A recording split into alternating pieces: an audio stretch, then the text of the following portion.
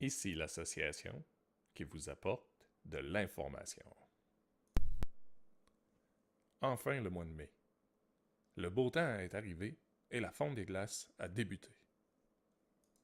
D'ici quelques semaines, le lac va caler, ce qui occasionnera une dispersion des cyanobactéries sur toute la colonne d'eau durant le plein mélange des eaux du printemps. Plusieurs croient que les cyanobactéries se retrouvent qu'à la surface d'un lac. Cependant, on en retrouve sur toute la colonne d'eau. Regardons ensemble cet exemple qui explique la localisation des cyanobactéries dans un lac profond. On retrouve à la gauche, sur la ligne verticale, le déplacement verticaux. En haut, on retrouve la ligne horizontale qui explique les déplacements latéraux. Les points verts dans le graphique représentent les cyanobactéries. Au bas du graphique, on retrouve les points 1 à 9 qui expliquent le déplacement des cyanobactéries.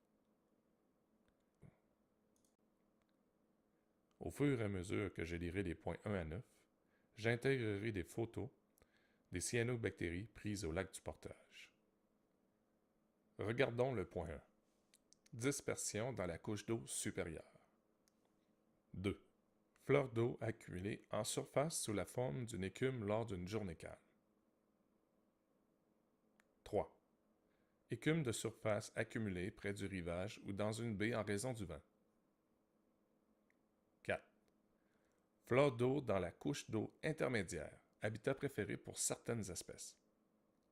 5.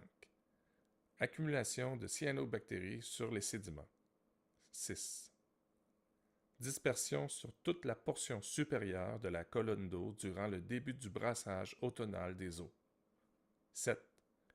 Dispersion sur toute la colonne d'eau durant le plein mélange des eaux au printemps, lorsque le lac cale, et à l'automne lorsque les eaux refroidissent. 8. Concentration sous la couche de glace. Et oui, on a même des algues bleu-vert en hiver. 9. Dépôt d'écume sur le rivage pouvant résulter d'une baisse du niveau des eaux, du plan d'eau ou bien pouvant avoir été apporté par les vagues. Ce qui est important de retenir, c'est que les algues bleu-vert ne sont pas toujours visibles, mais elles sont toujours présentes. De plus, il y a plusieurs facteurs qui influencent les algues bleu-vert. Parmi celles-ci, il y a le vent, la pluie, les vagues, le phosphore, les sédiments et bien d'autres. L'association travaille en ce moment sur un protocole de cyanobactéries qui sera remis à tous les résidents en 2018.